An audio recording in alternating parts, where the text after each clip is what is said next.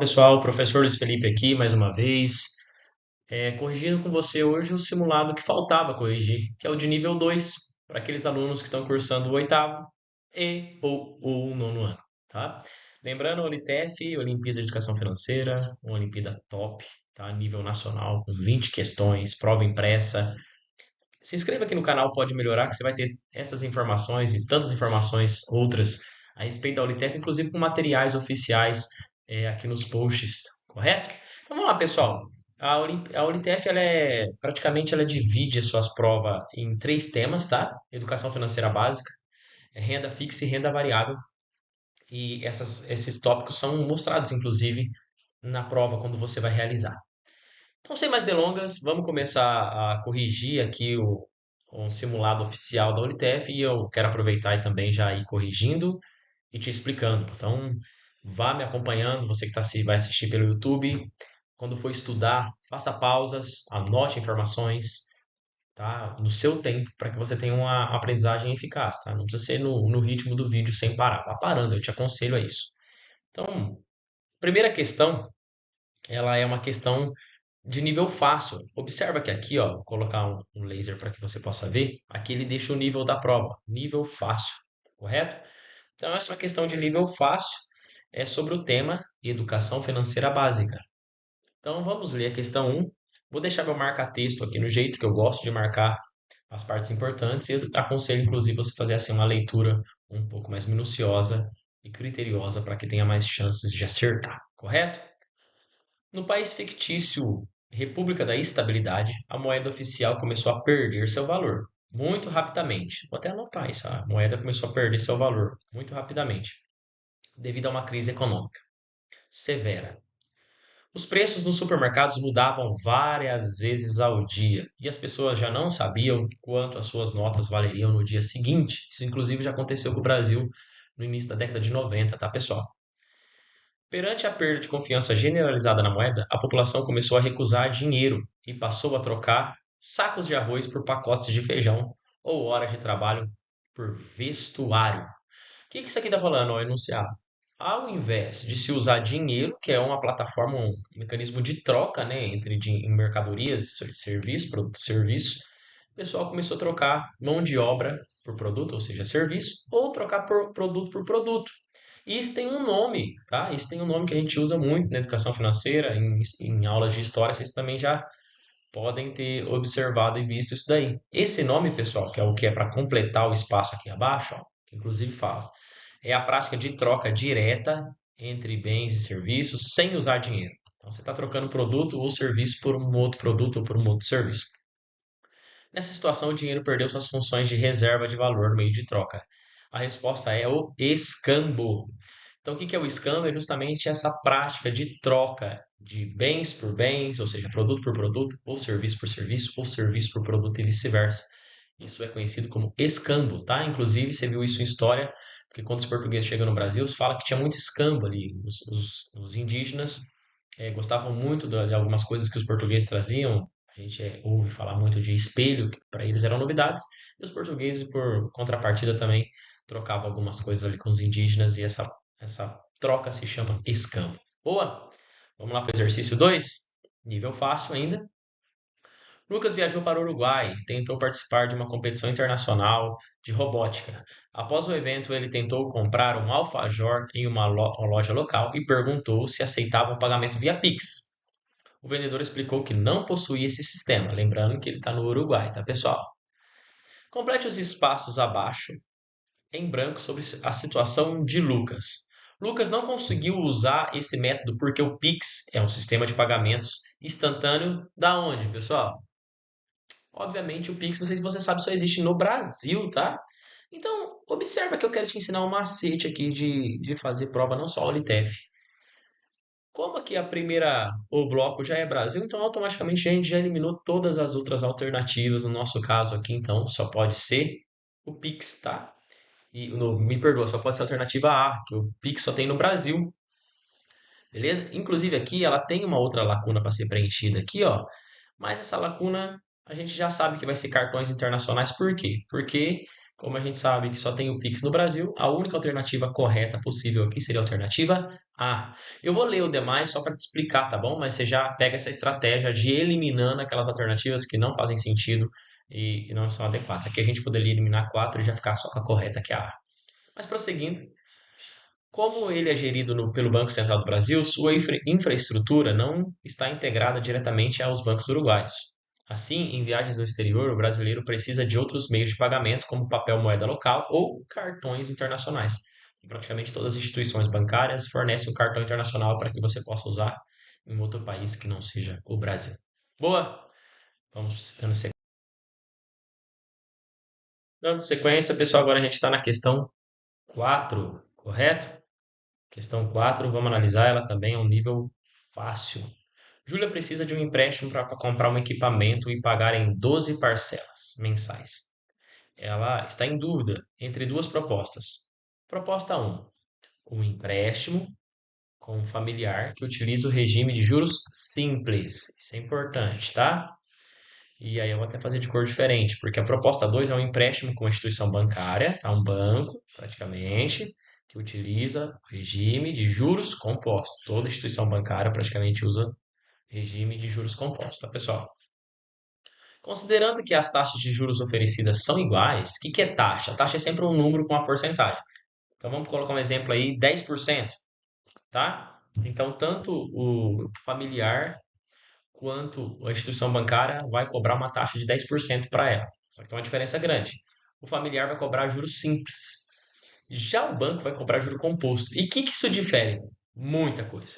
Pessoal, o juro simples, como o nome já diz, ele é mais simples. Então, vai acarretar um aumento, tá, para essa pessoa pagar, no caso a Júlia, sobre o dinheiro que ela emprestou, que a gente chama de capital. Então, se ela pegou ali R$ 1.000, ela vai pagar 10% só sobre o R$ 1.000. O que é a diferença do juro composto?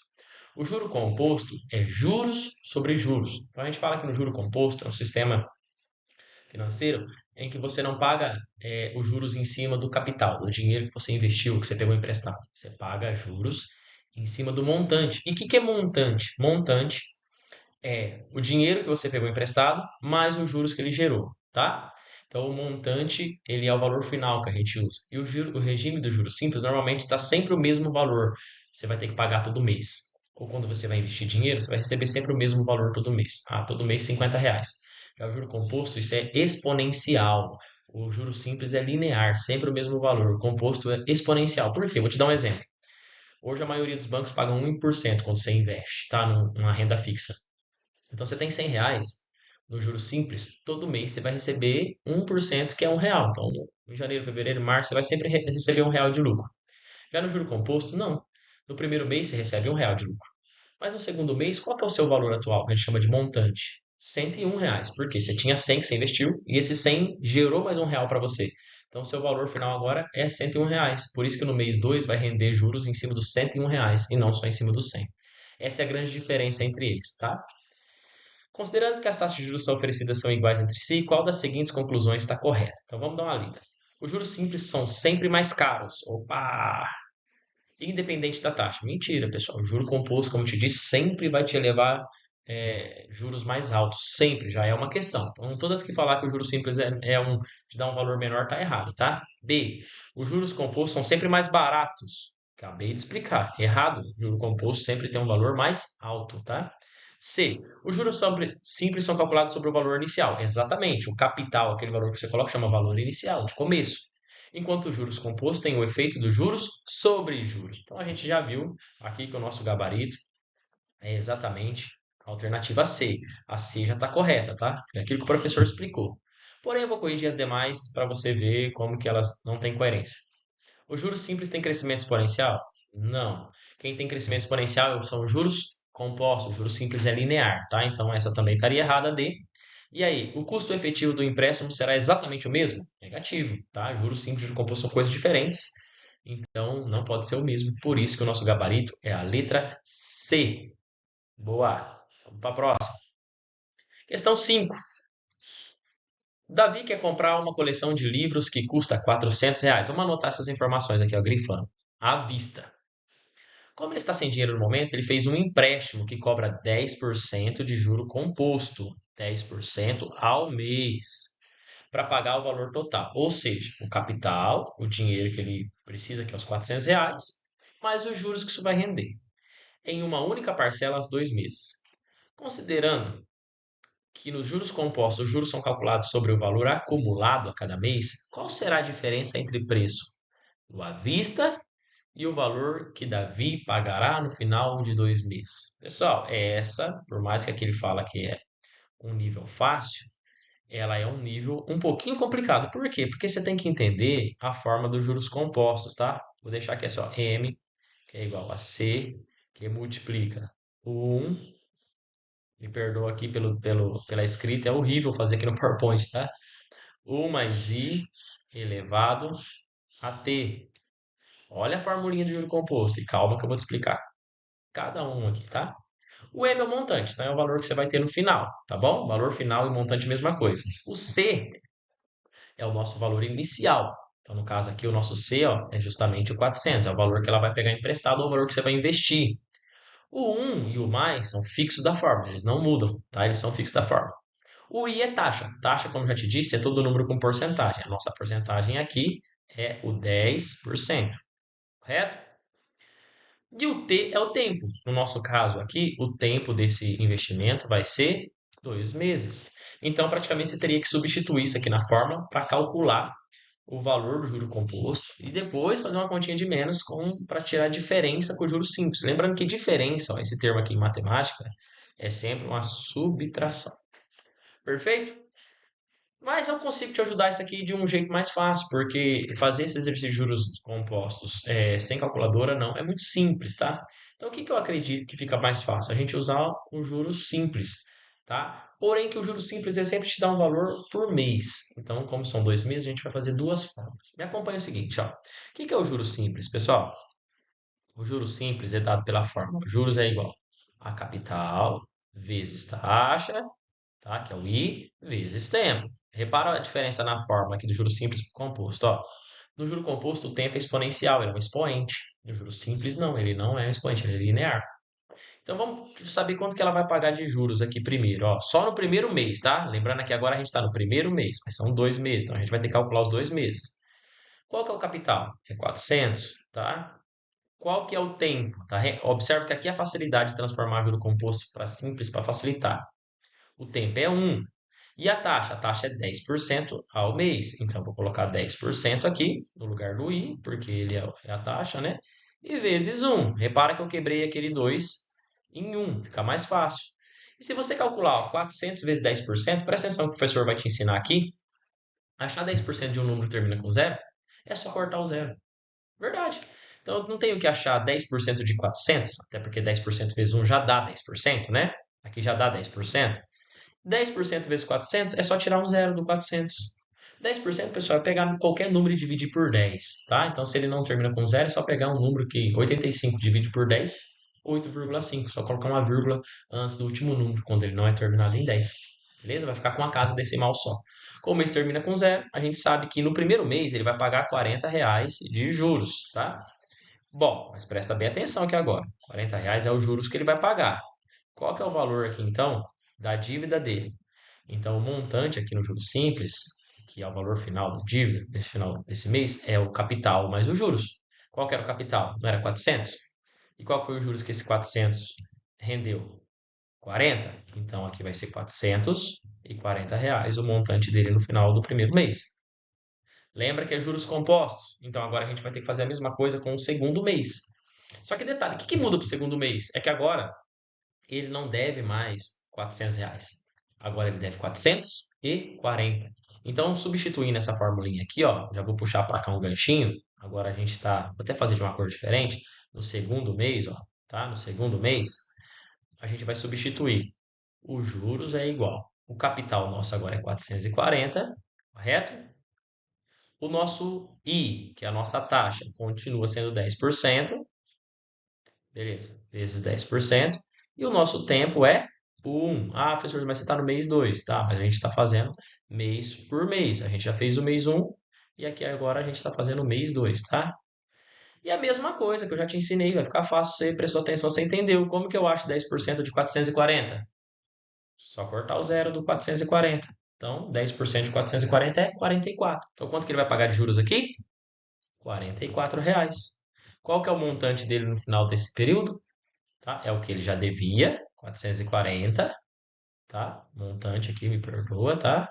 440 mais 44.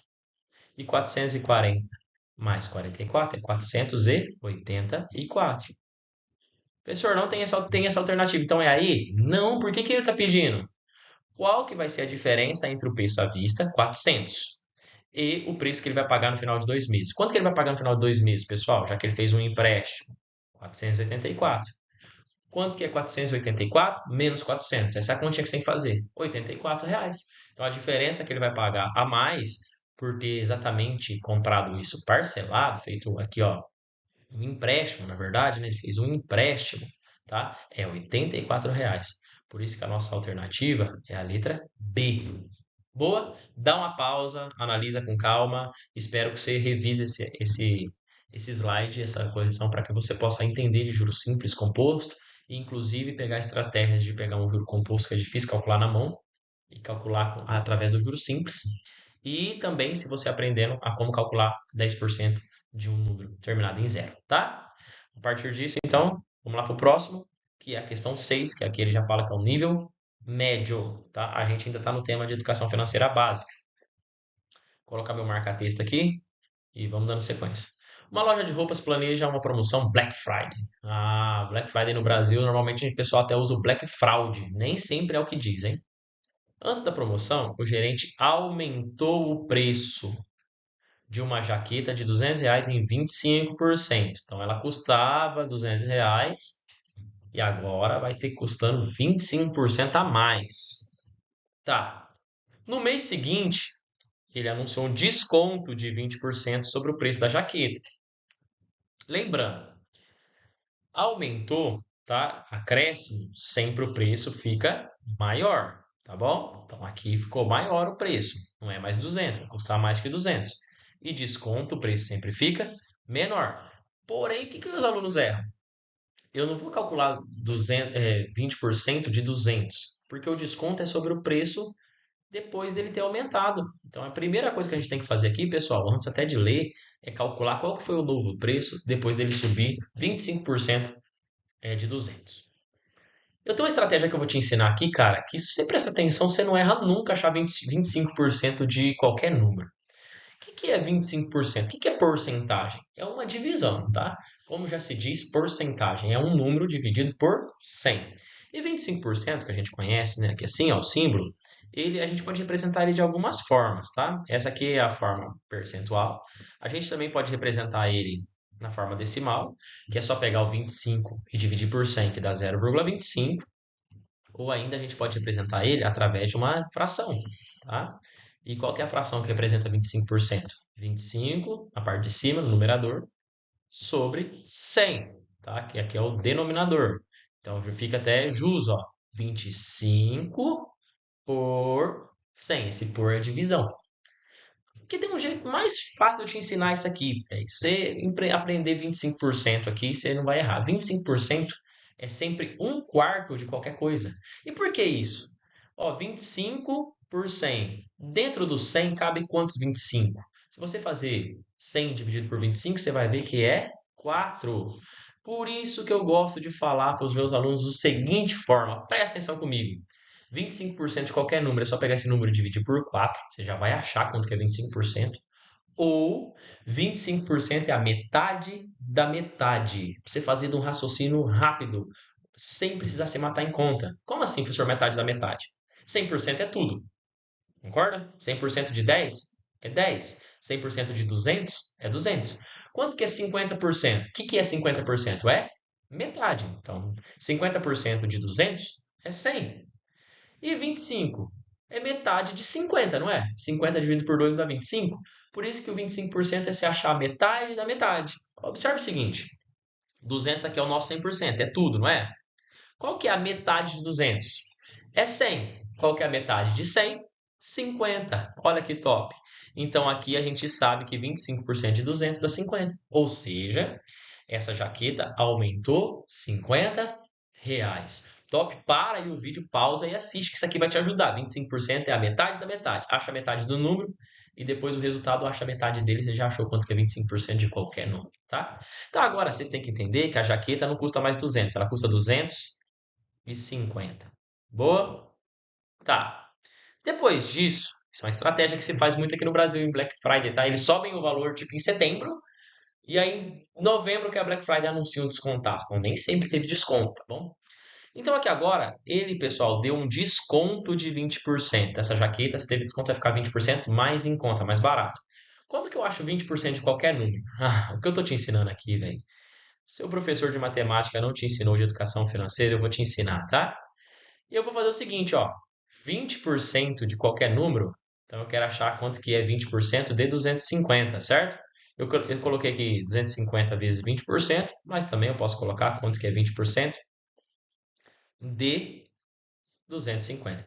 Esse D aqui, ó, em matemática, significa continha de vezes, tá, pessoal? Isso é importante você saber.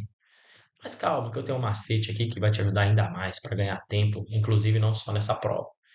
Achar 20% de um número que termina com zero, 30%, 40%, 10%, qualquer número que é terminado em zero, se a sua porcentagem termina em zero e o seu número também termina em zero, você pode fazer isso aqui, ó. Corta o zero daqui, da porcentagem, corta o zero do número também. Quais números sobraram? Sobraram o 2. Esse D eu já te falei que ele é uma continha do quê? De vezes. E sobrou 25. Então, quanto que é 2 vezes 25? É 50. Ou seja, a jaqueta diminuiu R$ 50 do seu preço. Qual que era o preço da jaqueta aqui no mês 2, pessoal? No mês seguinte aqui? Era 250. Se ela diminuiu R$ 50, ela passou a ser de 200. Ou seja, não teve promoção nenhuma. Se eu for analisar um longo período, ela voltou para o preço original. Então vamos ver aqui agora o que ele fala no comando da questão, que é esse parágrafo importantíssimo para a gente responder. Então vai lá. Ao comparar o preço original, ou seja, antes do aumento, com o preço final, após o desconto, tá? Então, compara o 200 com o que aconteceu depois de todos esses cálculos. O que aconteceu com a jaqueta? A gente viu, pessoal, a gente já tem a resposta. Que a jaqueta voltou para o preço normal, tá? Então, ó, vamos ver se tem alguma alternativa que fala isso. O preço final é 5% maior? Não, não é maior, não. Vamos ver outro. O preço final é 5% menor que o original? Não. Inclusive, aqui eu vou até responder para não ficar em branco aqui, pessoal. O nosso preço aqui da jaqueta voltou, tá? Vou deixar de azulzinho para você se localizar. Voltou a ser de 200. Por quê? 250, que era o preço aqui depois do aumento. Menos 50, que foi o preço do desconto, dá 200, tá? Agora sim, vamos voltar. Vamos para a alternativa C. O preço final é exatamente o mesmo que o original, 200. Pronto. Achamos o nosso gabarito, letra C. Pausa, observa, estuda que você vai pegar essa questão. E se tiver similar na prova, ou em qualquer prova de matemática, educação financeira da sua escola, você vai lembrar de mim e você vai acertar. Boa? Vamos lá para o próximo. Questão 7. Questão de nível médio. Sofia está assistindo TV com a família, quando ouviu que a economia do país cresceu no último ano. Se a economia cresceu, as coisas estão indo bem, né? O comentarista explicou que esse crescimento é medido pela soma do valor de todos os bens e serviços finais produzidos no país. Aqui tem um nome, hein, pessoal? Em um determinado período. Qual é a sigla dessa métrica que ela representa para a economia de um país? Presta bem atenção. Você já deve ter visto isso aqui em educação financeira, se você tem, ou até em geografia. Geografia, professor? Exatamente. Pessoal, quando a gente quer medir se um país está melhorando ou estabilizado, ou se ele está diminuindo sua capacidade financeira em um período, é exatamente analisar o valor, tá, da soma, quantia demais, de todos os bens produzidos em um período. Então, ó, vou construir na sigla com você. É a produção, tá, de tudo que foi produzido é o P. Dentro desse país, tá? Dentro desse país, não estou vendo a Argentina ou Estados Unidos, estou vendo só esse país, tá? E como aqui eu não analiso nenhum desconto, só estou vendo o total de riqueza que uma nação produziu, a gente chama isso de bruto. Por isso que essa sigla, tudo que um país produziu em bens e serviços em um período chama Produto Interno Bruto, que é o famoso PIB. Aqui o nosso gabarito seria a letra E, PIB, Produto Interno Bruto, representa o nível de atividade econômica. tá? Então lembra, PIB cai na prova na Saulitef, é clássico, viu? Tudo que o Brasil, no nosso caso, né? Nosso país produziu, só o Brasil, em um período de bens e serviços. Boa! Vamos lá para a próxima. Questão 8. Uma produtora de sucos artesanais decide, me perdoa, reajustar. O que é reajustar, pessoal? Reajustar normalmente vai deixar um preço maior, tá? O preço de uma garrafa de 1 litro que custava R$ 20. Ela custava R$ 20 no ano passado, agora ela vai custar mais, que teve um reajuste. Ele falou aqui, ó. A política da empresa é aplicar um aumento que acompanha exatamente a variação oficial dos preços dos produtos no Brasil, tá? Indicadores do último ano: taxa Selic, 11,25% ao ano. IPCA, que é a inflação, 5% ao ano. Crescimento do PIB, inclusive tem a ver com a questão anterior, 3% ao ano. CDI, 11,15% ao ano. Com base no índice correto para medir o aumento do custo de vida, qual deverá ser o novo preço da garrafa de suco? Boa questão. Questão complexa, viu, pessoal? Questão com bastante conceito técnico aqui. Então vamos lá para a gente fazer junto, tá? Boa. Pessoal, seguinte, a garrafa custava R$ 20, tá? Ela vai ter um aumento. Ela vai aumentar, tá? Então vou até deixar um mais aqui. O que que ela vai aumentar? Ela vai aumentar justamente de acordo com o índice que mede o custo de vida, tá?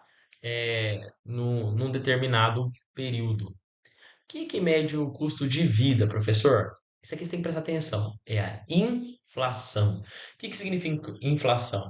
É o aumento generalizado dos preços dos produtos básicos. Então, quando os preços dos produtos básicos estão aumentando de preço, a gente fala que está tendo uma inflação no país, tá? Então, qual que seria o que a gente utilizaria aqui? Seria a inflação, e a taxa da inflação é 5%. Então, voltando, pessoal, a gente tem que achar agora quanto que é 5% de 20. Boa? Mas presta atenção aqui que aqui também em porcentagem eu te dou várias dicas, tá? Então eu vou até escrever daquele jeitinho que a gente fez numa questão anterior, ó. Eu tenho que achar quanto que é 5% de 20. Pessoal, 5% é praticamente você pegar qualquer número, quero achar 5% de qualquer número e dividir por 20. Por quê, professor? Porque 5% é porcentagem, não é? Então significa que dentro de 100, que 100 é tudo, tá? Por cento vem de 100, quantos 5 cabem dentro dele? Pode fazer essa divisão, ó. Um não dá para dividir, então um abraço aqui, o zero vira 10, 10 dá 5 vezes 2, 10. 10 menos 10, zero. Desce o zero. 5 vezes quanto dá zero? 5 vezes zero. Então, dentro de 100 cabem 20 vezes o número 5. Por isso que eu falo para você que achar 5% de qualquer número é só dividir ele por 20, tá? Ou ainda, se você quiser aprender daquele outro jeito que eu te ensinei, dá para também usar, tá? Já vou deixar o resultado aqui, então, ó, se 5% é só pegar o número e dividir por 20, então 20 dividido por 20 dá 1, tá? Então essa garrafa de suco vai ficar R$ 1 mais caro, tá? Então se ela custava 20, ela vai ser 21. Já tem a nossa resposta aqui, ó, é a B, R$ 21. Mas você também pode entender daquele outro jeito que o professor te ensinou. A gente aprendeu hoje, ó, tá? Que achar 10% de um número, tá? Eu quero achar 10% de qualquer número. Você pode pegar e dividir qualquer número por 10. Então, esse D você sabe que significa vezes, né? Então a gente quer achar 10% de 20. Então você pegaria aqui e dividiria ele por 10. 20 dividido por 10 dá 2. Mas o 5 não é duas vezes menor que o 10. Então você pegaria o 2 e dividiria por 2 de novo, que daria 1. Ah, professor, achei complexo. Tá bom. Então você poderia fazer assim, ó. Como que eu acho 10% de 20? Termina com zero? Termina, professor. Termina com zero? Termina. Corta os zeros. Vai ficar 1 vezes 2. E 1 vezes 2 é 2. Porém, isso daqui, 2, equivale a 10% de 20. Mas a gente quer achar 5%. E 5% não é metade de 10? Então, metade significa dividir uma coisa ao quê? Ao meio. Dividir ela em duas partes. Então agora é só pegar esse 2 e dividir por 2. E 2 dividido por 2 dá 1. Beleza? Mesmo jeito de fazer, forma diferente, na verdade, de fazer um exercício que dá o mesmo resultado. E como ela custava 20 e esse acréscimo que a gente viu é 5%, que foi a inflação do período, ele vai custar R$ 1 a mais e 20 mais 1 dá 21. Vou te ensinar um outro jeito aqui, nem deveria, porque senão o vídeo vai ficar meio extenso, mas vou te ensinar. Não entendi nada. Então você vai fazer o seguinte: você vai pegar a sua porcentagem e transforma ela em fração. 5% é a mesma coisa que 5 sobre 100, correto? Por quê? Porque 5 por 100. Todo número, embaixo sempre vai ser o número 100 e em cima é o número que está do lado do sinalzinho de porcentagem. E você vai multiplicar pelo valor que você quer achar, que eu quero achar 20% de 20, né? Quero achar, me perdoa, 5% de 20. E faz desse jeito, ó. Transforma em fração. Aí embaixo do 20 não tem nenhum número. A gente já sabe que quando não tem nenhum número aqui na parte de baixo é 1, pessoal. E por quê? Porque todo número dividido por 1 dá ele mesmo. 20 dividido por 1 dá 20, tá? E fração é divisão. Então aqui a gente montou uma multiplicação com duas frações. Como que faz isso? De cima vezes de cima, de baixo vezes de baixo. Vamos pelo de baixo primeiro, que é mais fácil. Ó. 100 vezes 1, 100. 5 vezes 20, 100. Então 100 em cima e 100 embaixo, tá? O que eu posso fazer agora? Só em divisão dá para fazer isso, hein? Fica atento aí para não analisar errado e falar que o professor te ensinou errado. Tem 0 em cima, 0 embaixo, você corta. O que sobrou? 1 e 1. E 1 dividido por 1 dá 1. Do mesmo jeito, três formas diferentes de achar o mesmo resultado. Tá? Então aqui ela vai aumentar R$ 1, então ela vai para R$ 21. Boa! Próximo. Bom, questão de nível difícil. Ao encontrar um financiamento para comprar um automóvel, o pai de Marina explicou que cada parcela mensal paga ao banco é composta por duas partes distintas. Ele mostrou para ela a tabela de pagamentos, onde a prestação de R$ 1.200 estava dividida da seguinte forma. Então, a prestação de 1.200 tinha duas coisas ali que compõem essa prestação, tá? R$ 700 destinados a reduzir o saldo devedor, o valor original do empréstimo. Já R$ 500 são destinados ao custo do aluguel do dinheiro emprestado. Quais são os termos técnicos corretos para essas duas partes da prestação, respectivamente? Pessoal, é técnico, então você vai ter que prestar atenção aqui para mim te ensinar, tá? Tudo que se usa esse termo reduzir o saldo devedor, então reduzir o saldo devedor, diminuir o saldo, o tanto que você deve para um banco, para qualquer coisa, chama amortização. Então, amortizar é diminuir, reduzir o tanto que você deve para uma instituição financeira. Tá bom? Então a gente já sabe que a primeira palavra tinha que ser amortização, só poderia ser alternativa A ou alternativa C. Lembra aquilo que eu te falei, já tá para eliminando todas as outras aqui, tá? A e a D, né? Me perdoa. Pode eliminar todas as outras que não começam com amortização, só pode ser A ou a D. E agora eu quero te explicar o que significa juros. Tá já te dando a resposta. Juros significa o aluguel do dinheiro no tempo. Por que você paga juros quando você comprou uma coisa parcelada? Porque você pegou um produto e pagou em parcelas, ou seja, você não pagou de uma vez. Então você está pagando um aluguel do dinheiro. Por que você recebe juros quando você investe, quando você empresta dinheiro para o banco? Porque o banco está pagando um aluguel pelo dinheiro que você emprestou para ele. Então, juros é o aluguel do dinheiro no tempo. Por isso que a correta aqui seria a alternativa A, tá? Não pode ser a D, é a A. Porque exatamente o primeiro termo é a amortização e o custo do aluguel no tempo é o termo que se chama juros. Beleza? Tranquilo? Dá aquela pausa, vai tomar uma aguinha.